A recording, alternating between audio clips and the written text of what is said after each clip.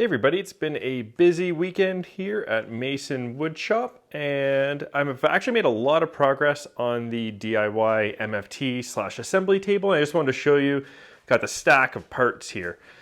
So let's just take a look over here. So for the torsion box top, we have the longer pieces, will be going lengthwise. We also then have the end pieces plus two supports for the middle. So the ends will be getting a big hole in them. The middle ones I'm just going to leave solid. And then the sides, I'm going to be probably doing 3 holes just to lighten it up a little bit and make it so that I can access the inside of the MFT or the torsion box. Then we have the stretchers. So these are going to be going lengthwise and horizontal to stiffen it up a little bit and also make room if I do choose to put another shelf underneath.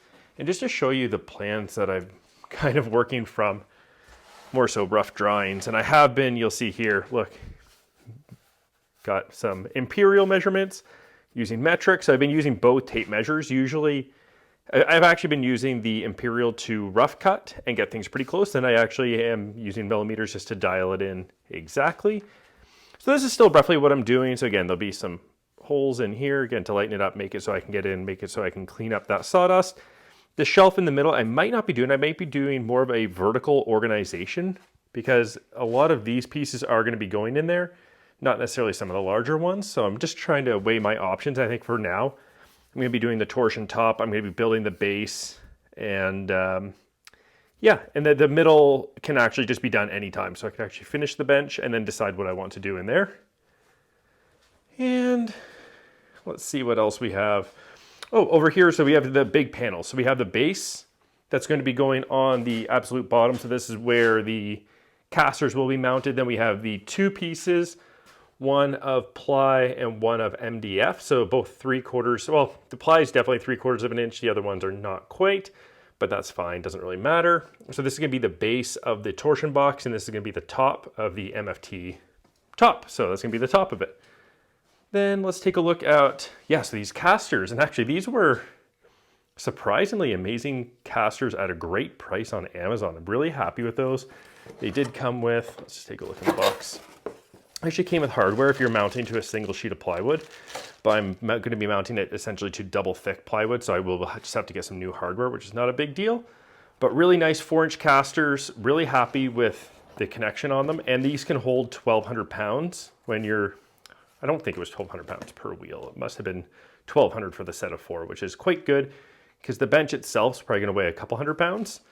And yeah, so that's pretty good. Then we have the legs. So these are going to be mounted to the base and then connected to the torsion box. So I'll show you what I did with these. And they weren't exactly what I wanted in the first place, but I think I was able to kind of rack my mind and kind of figure out what I wanted. I originally just wanted to use these little L brackets to kind of perfectly align them. And then I realized the L brackets actually close it up a lot. So they didn't stay at 90 and they are now perfect 90 because I put in these little blocks. So these are attached by pocket screws. I did them on the top and on the bottom.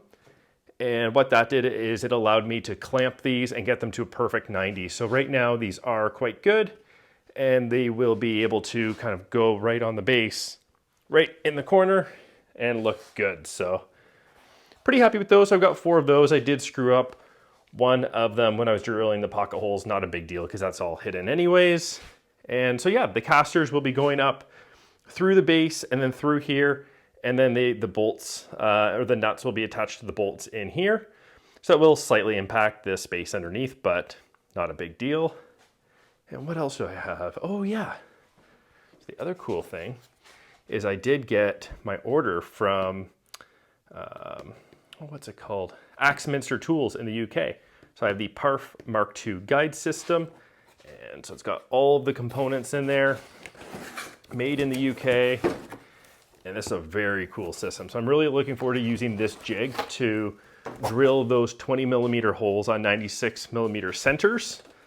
So that's done in combination with this jig and these rulers. So you use these rulers to mark out the positions, drill the pilot holes, or alignment holes. I'm not sure exactly what they're called.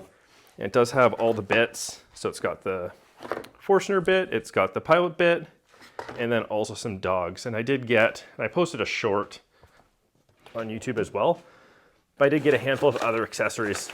They don't really look nice like that, but anyways, I will be showing I'm not going to be detailing all the build. I just want to show you how I have everything ready to go. Just need to get the holes put in those. And then once I kind of get to that next phase, I will do another video, and I will also be doing a separate video on how the Parf Guide system works and whether I'm happy with that or not. So stay tuned for more in this build series. This is part 1, and there will be more coming. See you then. Bye.